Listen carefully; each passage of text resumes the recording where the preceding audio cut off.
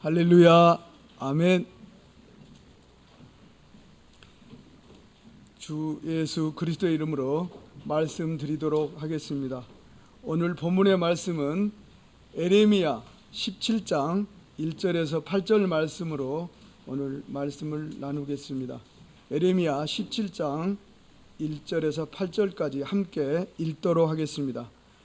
에레미야 17장 1절 제가 읽고 2절은 또 우리 성도님들께서 이렇게 교차해서 읽도록 하겠습니다. 에레미야 17장 1절입니다. 유다의 죄는 금강석 끝 철필로 기록되되 그들의 마음판과 그들의 단뿔에 새겨 적거늘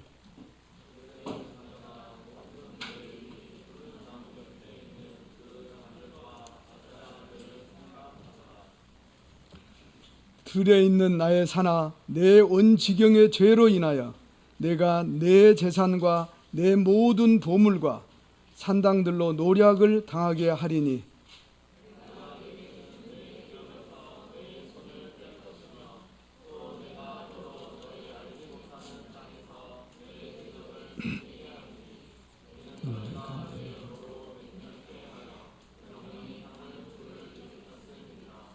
(5절) 나 여호와가 이같이 말하노라. 무릇 사람을 믿으며 혈육으로 그 권력을 삼고 마음이 여호와에게서 떠난 그 사람은 저주를 받을 것이라.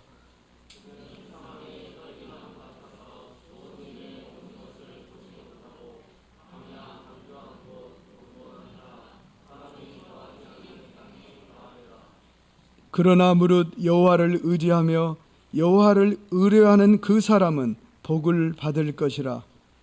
그는 물가에 심기운 나무가 그 뿌리를 강변에 뻗치고 더위가 올지라도 두려워 아니하며 그 잎이 청청하며 가무는 해에도 걱정이 없고 결실이 그치지 아니함 같으리라. 아멘. 오늘은 이 말씀이 본문입니다. 그래서 오늘 제목은 물가에 심은 나무 이렇게 정해보았습니다. 우리 총회에서는 전 세계적으로 100주년 기념 강증집을 발간했습니다. 우리나라에서도 번역해서 책이 나왔었죠. 간증집 1권에 보면 호주 멜버른 교회에 바돌로뮤 모리스 형제의 간증이 올라와 있습니다. 그분은 1925년생입니다. 그리고 그분은 정통 개신교파에 다니셨고 매주 일요일을 60년 동안 성수했고 교회 임원이었고 지역 종교교회 회의의 대표였고 성찬례를 봉사했고 예배를 시작할 때 성경을 낭독했다고 자기는 그렇게 간증에 기록하고 있습니다. 그런데 자기는 교회를 다니면서 성경 읽기는 하지 않았다. 성경 통독은 안 해도 된다고 생각하고 그렇게 계속 교회를 다녔다고 합니다. 그러던 어느 날 1990년 어느 날 누군가 자기에게 성경 규절을 소개하면서 읽어보라고 권했습니다. 그때 그의 나이가 65세였습니다. 그런데 그 규절을 그가 그냥 한번 찾아봤습니다. 찾아보고 읽고 나서부터 이상하게 성경을 계속 읽기 시작했습니다. 그래서 그가 이제 원래 본성이 그 책 읽기를 좋아하고 그런 분이었던 것 같아요. 그래서 그는 성경 읽기를 이제 우연히 그런 기회를 통해서 계속 읽어가던 중에 성경 속에서 많은 의문점들을 발견하게 됩니다. 그리고 그가 이제 목회자에게 자기 교회 목회자에게 문의를 했습니다. 그랬을 때 그 목회자가 하는 말이 이런 터무니없는 질문들은 시간 낭비입니다. 그냥 제가 전하는 말만 믿으시면 됩니다. 이렇게 답변했다고 합니다. 그래서 그는 그 답변에 대해서 흡족하게 생각하지 못하고 성경을 계속 읽었습니다. 그래서 성경 속에 수많은 지식과 역사의 원천이 기록되어 있는 것을 발견하고 또 자기가 다니고 있는 그 오랫동안 다닌 교회가 교회 예배가 형식주의고 목회자의 언변과 목회자의 퍼포먼스로 이어지고 있다는 것을 발견하게 됩니다. 그래서 그때부터 수많은 교회를 찾아다니고 인터넷을 뒤지고 그렇게 했는데도 불구하고 자기 답을 얻지 못하고, 그가 호주 멜버른에 살고 있다고 말씀드렸죠. 호주 멜버른은 어느 날 자기가 운전을 하고 차를 타고 운전을 하고 가는데 그 넓은 호주 땅에도 차가 막히는가 봐요. 차가 막혀가지고 차를 약간 돌아서 자기 가던 길로 가려고 차를 골목길인지 어떤 길로 돌아갔는데, 돌아가는 길에서 참예수 교회 간판을 보게 됩니다. 그래서 그가 참예수 교회 간판을, 조그만 간판을 봤는데 그 밑에 그 교회에 대한 소개도 된 것을 보고 그 다음 토요일에 참예수 교회를 방문합니다. 그리고 그가 그곳에서 자기가 가지고 있던 많은 의문점들을 거기 간증집에 보면 마구 던졌다고 되어 있습니다. 마구 던지니까 그 답변하시는 목회자가 아주 시원하게 모든 그 답변을 해주었다고 그는 간증에 기록하고 있습니다.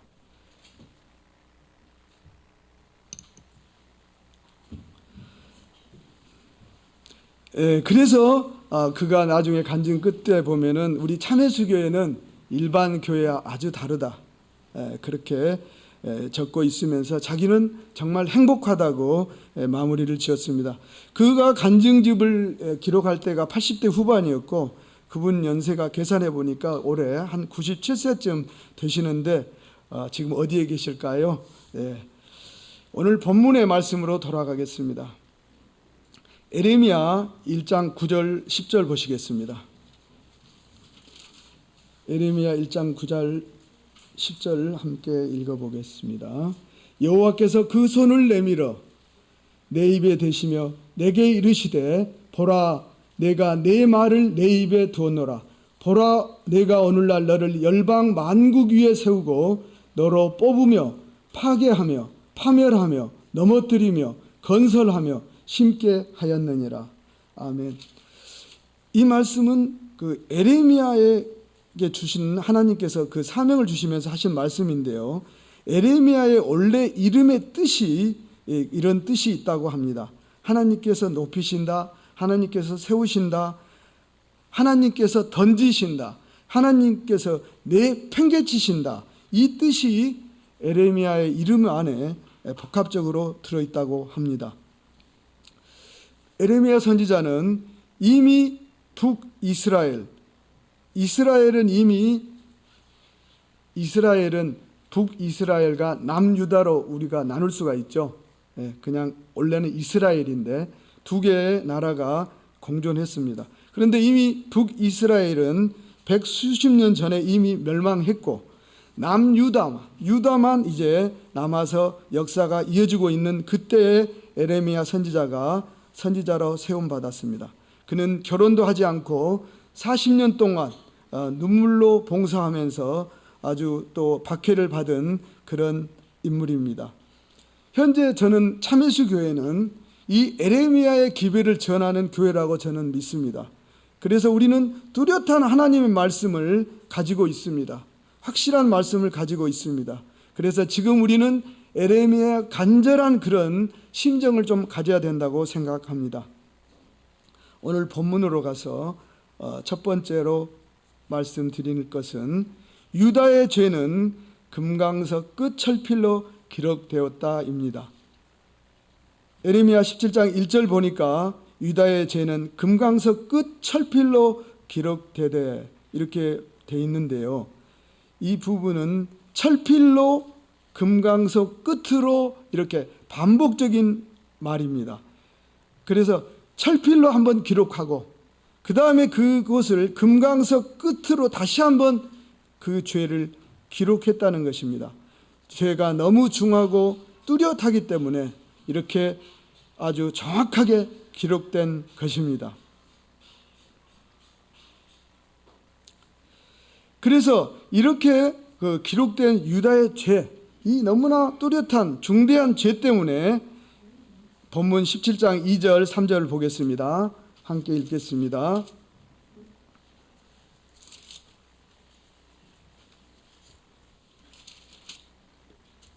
그들의 자녀가 높은 매 위 푸른 나무 곁에 있는 그 단들과 아세라들을 생각하도다. 들에 있는 나의 산아, 내 온 지경의 죄로 인하여 내가 내 재산과 내 모든 보물과 산당들로 노략을 당하게 하리니. 이런 유다의 죄는 너무나 중대했습니다. 그런 그 유다의 죄로 인해서 그들의 자녀는 이미 부패하여 항상 높은 산에 있는 그 나무 곁에서, 그 나무 곁에 있는 단상에서 아세라 상들을 생각하고, 또 그들의 그 하는 행위들이 내 온 지경에 산에 이렇게 아주 쌓였다고 예레미야 선지자는 말했습니다. 출애굽기 34장 13절에 보면 너희는 도리어 그들의 단을 헐고 그들의 주상을 깨뜨리고 그들의 아세라상을 찍을지어다. 모세에게 하나님께서 두 번째 십계명을 주시면서 이렇게 당부하셨습니다. 800년 전의 일입니다. 그런데 이제 간신히 남은 그 유다는 이렇게 죄 가운데서, 그들의 자녀들은 이제 산에서 푸른 나무 곁에서 아세라만을 생각하고 있는 지경에 처했던 것입니다. 예레미야 2장 20절에서 22절 말씀 보시겠습니다. 예레미야 2장 20절에서 22절까지 함께 읽겠습니다.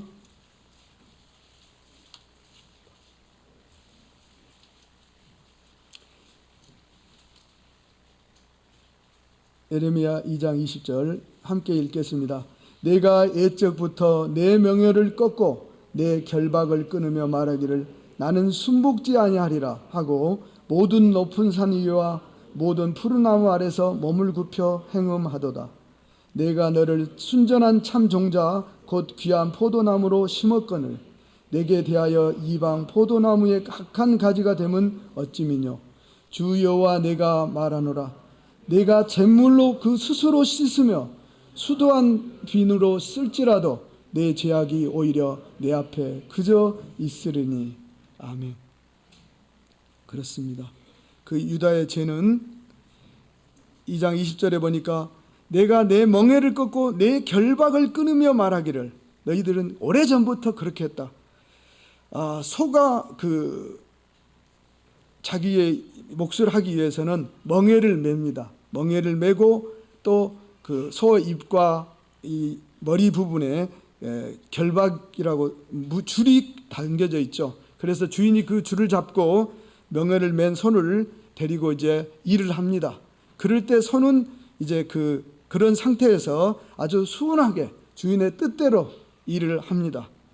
그런데 이 멍에를 꺾어버리고 멍에를 벗어버리고 그 결박을 끊어버리고 이렇게 나는 순복하지 않겠다고 유다의 사람들은 이미 마음에 정하고 있습니다. 그래서 예레미야는 하나님께서 너희는 순전한 참 종자로 심었는데 귀한 포도나무로 심었는데 이방 포도나무가 되고 악한 가지가 된 것은 어떻게 된 일이냐고 묻고 있습니다. 이사야 5장 2절에도 극상품 포도나무를 심었다. 그런데 너희가 들포도를 맺혔구나. 이런 탄식의 말이 있습니다. 에레미야 선지자 이전에 수십 년 전에 70년 전에 이사야 선지자가 왔습니다.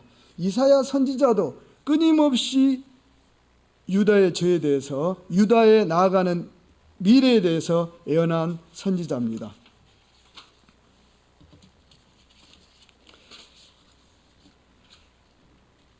20절, 22절에 보니까 내 잿물로 스스로 씻으며 수다한 비누로 쓸지라도 내 죄악이 오히려 내 앞에 그저 있느니라. 22절의 말씀이죠.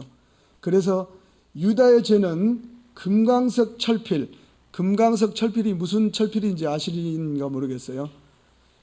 다이아몬드로 만든 철필입니다.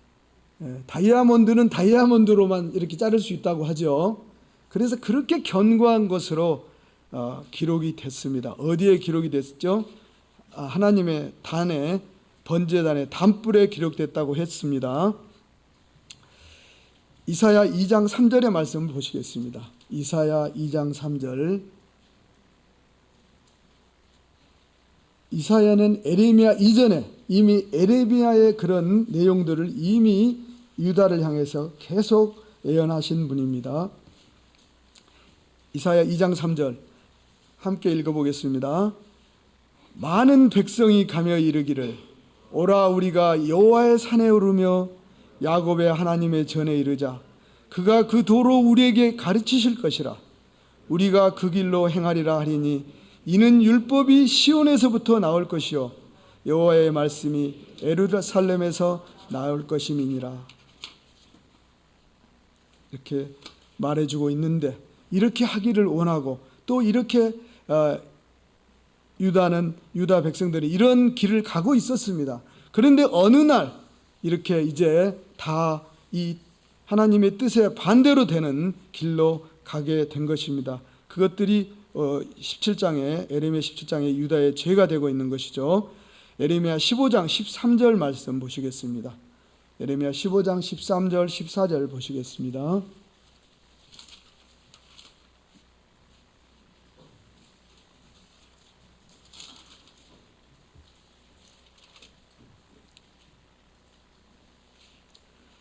(15장) 13절 14절 함께 읽겠습니다.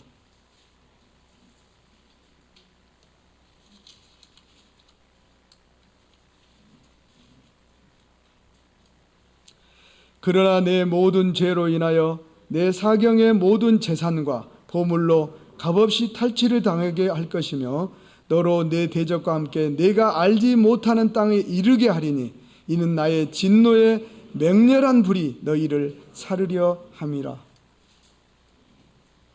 에레미야 선지자는 이렇게 유다가 망할 것을 예언하고 있었습니다. 그때 당시에 유다 주변에 그런 상황은 우리나라가 그 조선 말기에 우리나라가 보면은 일본이 강성한 나라였죠. 밑에 있는 일본, 그리고 또 청나라가 있었습니다. 그 위에 또 러시아가 있었습니다.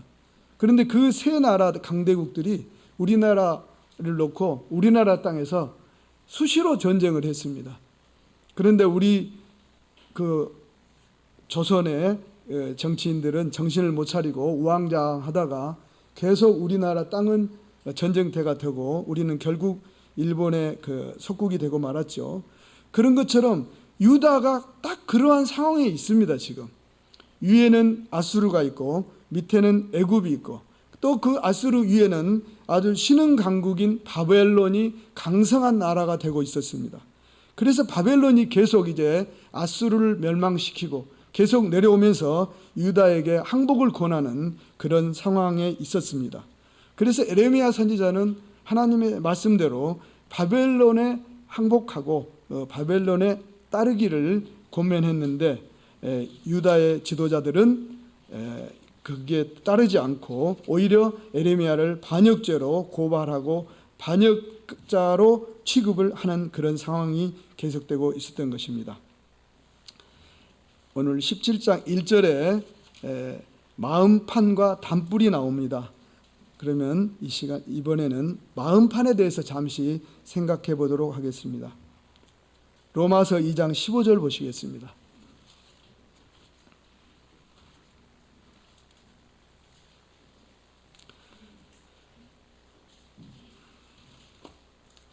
오늘 17장 1절 이하는 항상 펴놓으시기 바랍니다. 로마서 2장 15절에 이런 이들은 그 양심이 증거가 되어 그 생각들이 서로 혹은 송사하며 혹은 변명하여 그 마음에 새긴 율법의 행위를 나타내느니라. 아멘. 예레미야 17장 1절에 보니까 그들의 마음판과 그들의 유다의 죄는 그들의 마음판과 마음판에 새겨졌다고 말하고 있습니다. 이 마음판은 마음으로도 볼 수 있고 양심으로도 볼 수 있습니다. 그래서 마음판이라는 말이 히브리어로 레브인데요. 그 마음판을 양심으로도 우리가 이해할 수도 있습니다. 그래서 우리가 어떤 그 죄악을 저지르게 되면은 우리는 이미 우리 양심에 내가 그 죄를 저질렀기 때문에 양심에 이미 기록되어 있습니다. 그래서 그 죄 때문에 그 죄를 피하기 위해서 우리는 내가 이 죄 때문에 송사에 끌려가게 되겠지. 그러면 내가 어떻게 변명을 하지? 어떻게 해서 내가 풀려나지? 계속 끊임없이 그 큰 죄, 작은 죄에 대해서 그는 그 마음속에서 정말 많이 번뇌를 하게 될 것입니다. 변명하면서 어떻게 빠져나갈 것인가. 그런데 이미 그 죄는 자기 마음에 새겨져 있는 것이죠. 잠언 3장 3절에 보면 인자와 진리로 내게서 떠나지 않게 하고 그것을 내 목에 매며 내 마음판에 새기라. 이렇게 하나님께서는 우리에게 말씀을 주셨습니다. 그런데 유다와 그 백성들은 그런 하나님의 말씀으로 자기의 마음판을 기록하지 못하고 하나님과 정반대되는, 그리고 더불어서 에레미야가 계속 그 잘못된 것을 지적함에도 불구하고 그들은 하나님의 뜻을 저버리면서 그들의 마음판에는 그래도 그 죄들이 이미 인정하든 하지 않든 기록되어 있다는 것입니다. 고린도후서 3장 3절 보시겠습니다. 고린도후서 3장 3절 보시겠습니다.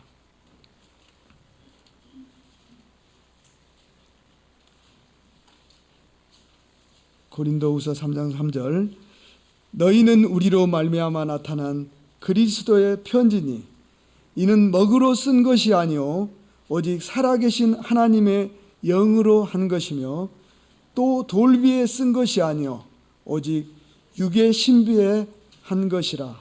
아멘. 바울 사도는 우리를 하나님의 말씀으로 가르치고 또 본받으라고 하고 또 그 고린도 교회 성도들에게 또 이렇게 이 말씀은 상당히 칭찬하는 말씀인 것 같아요.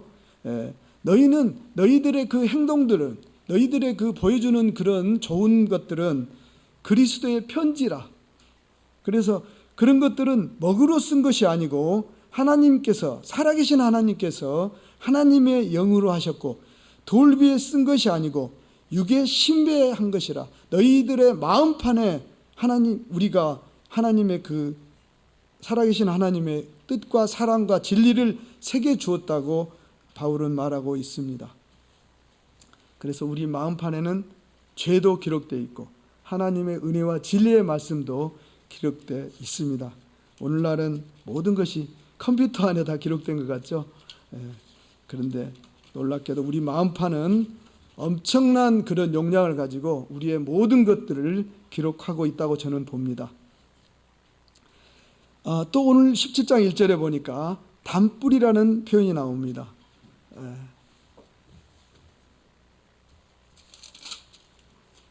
유다의 죄는 그들의 마음판과 그들의 담불에 새겨졌거늘. 이 말씀 중에서 담불에 대해서 한번 생각해 보겠습니다. 출애굽기 27장 1절 2절 말씀 보시겠습니다.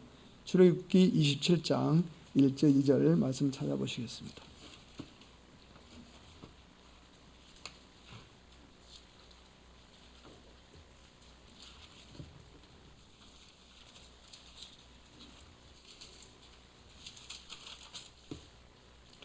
출애굽기 27장 1절 2절 말씀 함께 보시겠습니다.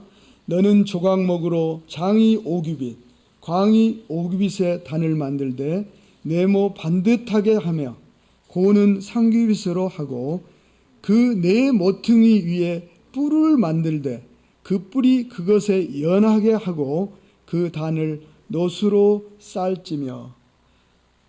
하나님의 그 출애굽기에서 성막을 짓고 성막 앞에 번제단을 만드는 그 설계도가 이렇게 기록되어 있는 것입니다. 번제단은 조각목으로 만들었는데요. 그리고 그 뿔을 4개를 만들고 단을 모든 전체를 아주 노수로 아주 전체를 다 싸도록 이렇게 하나님께서는 말씀하셨습니다. 하나님의 번제단은 하나님의 단이라고도 하고 여호와의 단이라고도 성경에는 이렇게 표현이 되어 있습니다. 그래서 번제단은 하나님의 심판을 상징합니다. 그리고 27장 1절에 그 조각목, 너는 조각목으로 번제단을 먼저 기본 만드는데 그 조각목은 우리 예수 그리스도를 상징합니다. 그리고 그 단을 놋으로 완전히 둘러싸라고 했습니다. 그 놋은 심판을 상징하는 그런 놋입니다. 그래서 그렇게 그 번제단의 뿔이 4개가 만들어져 있는 것을 우리가 확인할 수가 있습니다. 그리고 그 번제단을 놋으로 싸라고 했는데 그 놋은 어떤 놋으로 쌌는지 민수기 16장 1절 이하에 보면은 고라당의 반역 사건이 나옵니다. 모세와 아론을 향해서 고라와 그 250명이 너희만 하나님의 뜻을 전하는 자냐, 우리도 하나님께 속한 자고 우리도 하나님을 대변할 수 있다고 고개를 쳐들었습니다. 그때 그들이 250명의 주동자들이 우리도 하나님의 제단에 향을 피울 수 있다고 하면서 향로를 전부 들고 나왔습니다. 250명이 향로불을 들고 모세와 아론 앞에 섰는데 그때 이제 그들이 모두 하나님의 심판을 받게 되죠. 그때 250개 놋 향로가 남았습니다. 그 250개의 놋 향로를 다 펴서 그 향로로, 그 놋으로 이 번제단을 만들도록 모세에게 하나님께서 말씀하셨습니다. 레위기 4장 34절에 보면 제사장은 속죄제 그 희생의 피를 손가락으로 찍어 번제단 뿔에 바르고 그 피는 전부를 단 밑에 쏟고 이렇게 기록되어 있습니다. 그래서 만일 평민의 하나가 그 범한 죄를 깨춤을 받거든, 우리가 그런 그때 그 이제 출애굽기 당시 그 번제단과 성막 앞에서 우리가 살 때에는 어떤 그 평민이 죄를 지은 것을 자기가 이제 깨닫고 회개해야 됐다고 할 때는 그는 속죄 그 희생 제물을 가지고 제사장 앞에 나갔습니다. 그러면 제사장은 그 희생 제물을 잡아서 이제 그 속죄 제물의 희생의 피를 손가락에 찍어 가지고 번제단 뿔에 4군데에 전부 피를 발랐습니다. 그리고 그 번제단 뿔에 바르고 그 피 전부는, 그 많은 양의 피는 전부 그 번제단 앞에 다 쏟았습니다. 하나도 다른 곳에 가지 않게 하고 번제단 앞에 전부 쏟았습니다. 바로 여기서 우리가 그 단뿔에, 그 번제단 뿔에 그 사람의 죄가 새겨졌구나. 그래서 그 희생 제물의 피를 가지고 그 죄를 씻는 그런 행위입니다. 단뿔에 피를 발라서 그 죄를 이렇게 이제 사하게 되는 것입니다. 그리고 그 피는 전부 단 앞에 쏟았습니다. 우리 예수님께서 십자가에서 심판을 받으시고 우리 모든 인류를 대속하는 대속 제물이 되셨습니다. 그리고 우리 주님께서는 모든 물과 피를 다 쏟으셨습니다. 한 방울도 남기지 않고 다 쏟으셨습니다. 그렇게 해서 우리의 죄가 사해진 것입니다. 우리의 속죄 제물이 되셨습니다. 유다의 죄에 대해서 또 우리의 죄에 대해서 성경은 이렇게 말해줍니다. 이사야 40장 2절에 너희는 정다이 예루살렘에 말하며 그것을 외쳐 고하라. 그 복역의 때가 끝났고 그 죄악의 사함을 입었느니라. 그 모든 죄를 인하여 여호와의 손에서 배나 받았느니라 할지니. 이 말씀은 지금 유다의 죄로 인해서 유다가 결국 멸망을 당하죠. 바벨론의 모든 유다의 유력자들이 끌려갑니다. 많은 사람들이 죽임을 당하고 유력자들은 모두가 바벨론으로 끌려갔습니다. 그래서 이제 그 상황과 그리고 다시 이제 하나님의 은혜로 예루살렘으로 돌아오게 되죠. 스룹바벨과 그 일행들이 1차로 귀환을 하게 됩니다. 약 150년 후에 일어나는 일이죠. 그런데 그 이사야 선지자는 말합니다. 그때 그 유다의 죄는 너희들이 모두 끌려가서 죄를 사함받고 하는 과정에서 실은 여호와의 손에서 배라 받았느니라. 그 죄값을 아주 2배로 200%로 갚았다고 말하고 있습니다. 누가복음 12장 59절에 보면 내가 이르노니 홀이라도 남김없이 갚지 아니하여서는 결탄코 거기서 나오지 못하리라. 내가 내 죄로 인해서 관청에 끌려갔는데 내가 홀이라도, 이것은 일원이라도 하는 뜻입니다. 조금이라도 그 죄값을 다 치르고 변상하지 않으면 우리 관청에서 우리를 풀어주지 않습니다. 그것을 이렇게 우리 예수님께서는 우리의 죄에 대해서도 이렇게 남김없이 다 갚지 않고는 되지 않는다고 이렇게 비유로 말해주고 계십니다. 갈라디아서 1장 4절에 보면 이 악한 세대에서 우리를 건지시려고 우리 죄를 위하여 자기 몸을 들이셨으니, 우리 주님께서도 우리의 죄를 위해서, 이 악한 시대의 우리의 죄를 위해서, 지금 오늘 우리의 죄를 위해서 우리를 건지시려고 우리 주님께서 이미 자기 몸을 들여서 자기의 물과 피를 모두 흘려주셨습니다. 이미. 그래서 우리는 그 분의 그 피로 인해서 우리의 죄는 조금도 남지 않고 모두 사해졌다는 것을 믿고 오늘 안식일에 우리가 이렇게 그 믿음을 갖고 예배를 드리는 것입니다. 오늘 본문으로 또 돌아가겠습니다.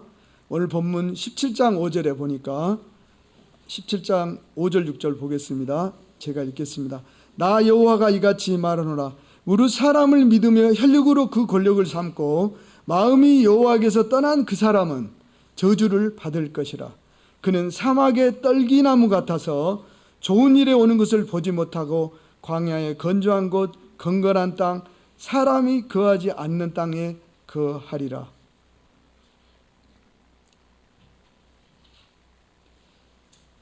아까도 말씀드렸는데 에레미야는 무조건 유다는 지금 정치적으로 이미 유다의 그 남유다는 멸망의 지경에 있으니까 이제 그 강력한 여러 나라들 중에서 바벨론에 항복하는 것이 옳다고 하나님의 뜻을 전했습니다. 그렇지만 남유다의 모든 지도자들은 그 하나님의 뜻을 거절하고 애굽을 의지하죠. 그 부분을 이렇게 말하고 있습니다. 이사야 선지자도 이 부분을 이사야 31장에 말해주고 있습니다. 이사야 31장 1절 3절 보시겠습니다.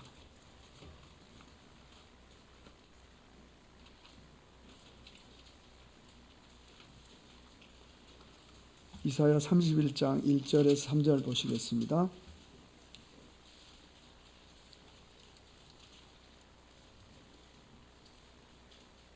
(1절만) 보시겠습니다.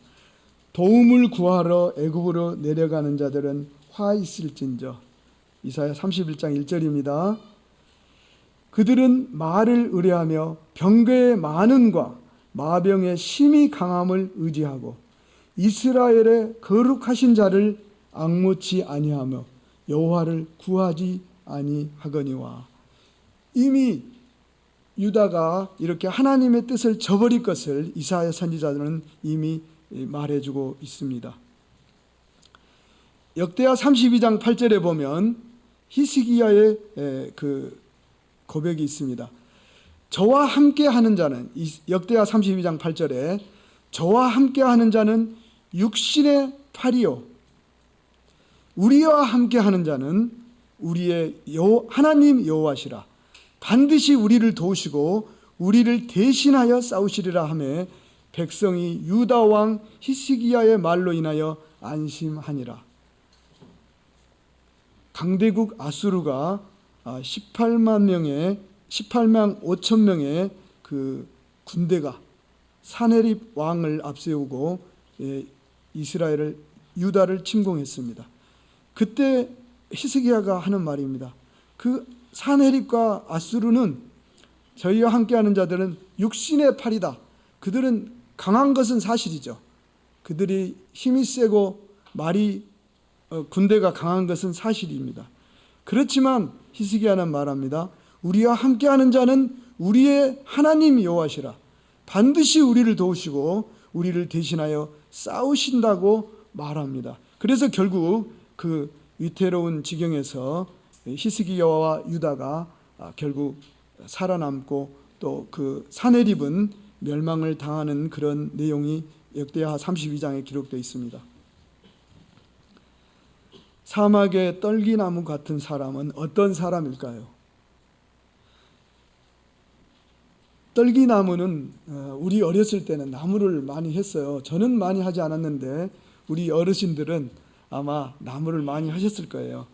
그래서 산에서나 들에서 나무를 해다가 마당에 막 펴 말려서 그 나무를 가지고 불을 떼면 불이 화르르 금방 탑니다. 많은 그 풀 말린 거를 가지고 이렇게 불을 켜도 금방 그 많은 양이 그냥 호로 타버려요. 떨기나무가 그런 나무라고 보면 될 것입니다. 강야의 아주 작은 보잘것없는 나무입니다. 모세도 그 떨기나무에 대해서 말하죠.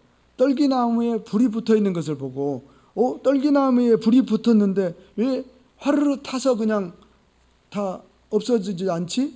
이렇게 그 생각을 합니다. 그런 것처럼 떨기나무는 보잘것없는 그런 나무를 떨기나무라고 합니다.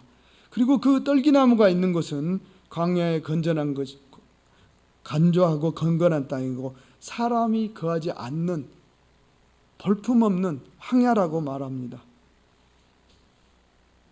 사람을 의지하는 사람들은 결국은 이런 상황에 처할 것이라고, 하나님을 믿는 우리가 사람을 의지하고 권력을 의지하면 그럴 것이라고 이렇게 오늘 본문은 말해주고 있는 것입니다. 2월 달에 우리나라에 이런 그 뉴스가 났습니다. 넥센의 창업주, 넥센은 우리나라의 그 유명한 인터넷 게임 회사죠. 그분 오늘 우리가 말씀에 그렇게 어울리지는 않을 수도 있는데 그냥 제가 말씀을 드려봅니다. 넥센의 창업주 나이가 54세, 이름은 김정주입니다. 거의 우리 모든 분 아실 거예요. 이분은 그 인터넷을 보면은 아주 멋진 포즈로 사진이 올라와 있고요. 근데 올해 우리나라 나이로는 그러니까 55세일 것 같아요. 그런데 2022년 2월에 그가 우울증으로 계속 고생하다가 하와이에서 자살한 것을 그런 뉴스가 났습니다.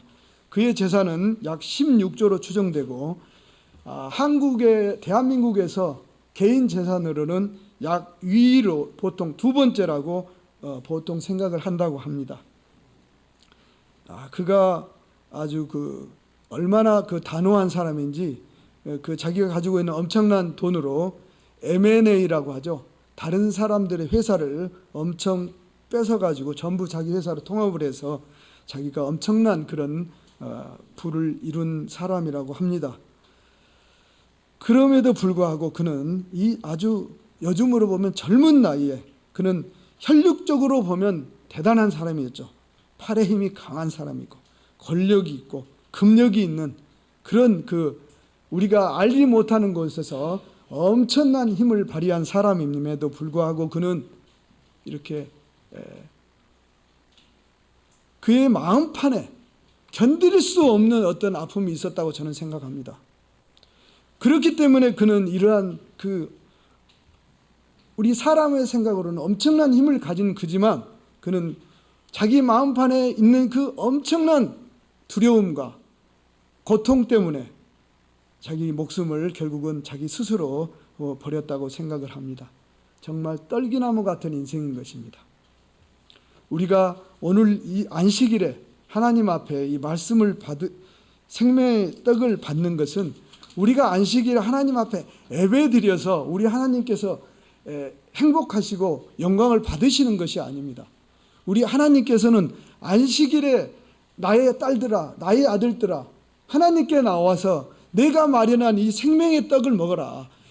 내가 마련한 이 떡을 너희가 먹어야지 너희가 힘들고 고통스러운 그 날들 속에서 다 견디고 이겨내고 이렇게 될 것이야 하고 오늘 안식일을 강조하시고 안식일에 내 앞에 오라고 말씀하시는 것입니다.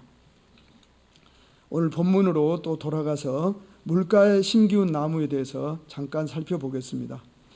예레미야 17장 7절 8절 말씀입니다.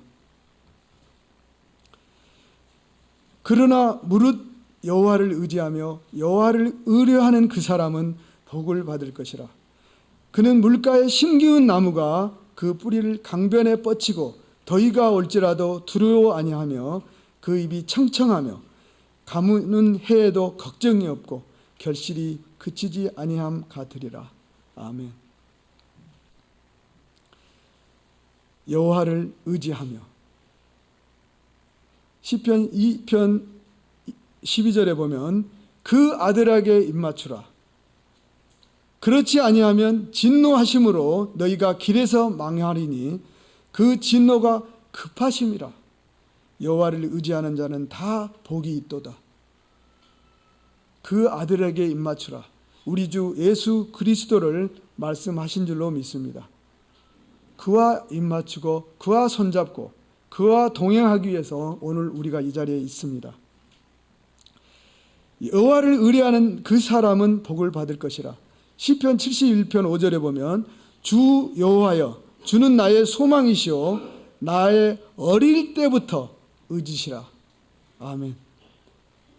우리는 어릴 때부터 우리 하나님과 함께 하신 분도 있고 또 몇 달 전에 우리 함께 하시는 우리 유선미 자매님도 계십니다. 그렇지만 오래 하나님과 함께 한 사람만이 유리한 것이 신앙이 아닙니다. 신앙은 오늘 하나님과 손잡은 사람이 어쩌면 더 유리할 수도 있습니다. 오늘 하나님 손잡고 오늘 하나님 말씀을 통해서 내가 새로운 믿음을 구축하신 분이 오히려 60년 동안 교회 다닌 그 멜버른 교회 형제님보다 나은 것입니다. 그는 물가에 심기운 나무가 그 뿌리를 강변에 뻗치고 시편 1장 3절에 보면 저는 시냇가에 심은 나무가 시절을 쫓아 과실을 맺으며 그 잎사귀가 마르지 않음 같이 그 행사가 다 형통하리로다. 너무나 많이 우리가 읽는 시편 1편 3절에 있는 말씀이죠. 시편을 펴면 우리가 항상 읽는 말씀입니다. 제가 얼마 전에 일요일에 그 기장 철마 아홉산 숲에 가보았습니다. 그 철마에 대나무 숲이 아주 멋있는 곳이 있다고는 소문은 들었는데 제가 한 번도 안 가봐가지고 제가 한번 가보았습니다. 그 아홉산 숲에 가니까 정말 그 대나무 숲이 굉장했습니다. 근데 그 전라남도에 있는 그 담양에 있는 그 대나무 밭에는 비유할 수가 없는데 대나무 숲이 굉장했고 또 이 가까우니까 그리고 그 가는 그 도로의 어떤 그 구비구비 도로가 너무 그 참 좋은 것 같아요. 지금 나가보면 아마 굉장할 겁니다. 들이 푸른 그런 풀잎으로. 그래서 그 대나무 숲을 가보니까 제가 쭉 걸어보니까 거기에 금강소나무 송도 또 의외로 한쪽에 아주 꽤 많은 그 금강소나무가 심어져 있어서 아주 자리를 잘 잡고 있더라고요. 그래서 대나무도 울창하고 굉장하고 그 금강소나무들도 또 아주 그 자태를 뽐내는 그러한 그 어우러진 그런 산숲을 보았습니다. 아홉산숲, 산봉우리가 9개라고 그래서 아홉산숲이라고 한다고 제가 그 설명을 들었어요. 그런데 그곳을 제가 쭉 돌면서 보니까 그곳에서 그 안에를 이렇게 이제 내부를 더 멋있게 꾸미기 위해서 새로 그 도로를 이렇게 오솔길들을 내는 곳이 있더라고요. 그러다 보니까 처음에 자리를 잘 잡아서 잘 컸던 그 나무들이 갑자기 오솔길이 생기면서 자기 자리가 위태로운 자리가 돼 있는 나무들이 보이더라고요.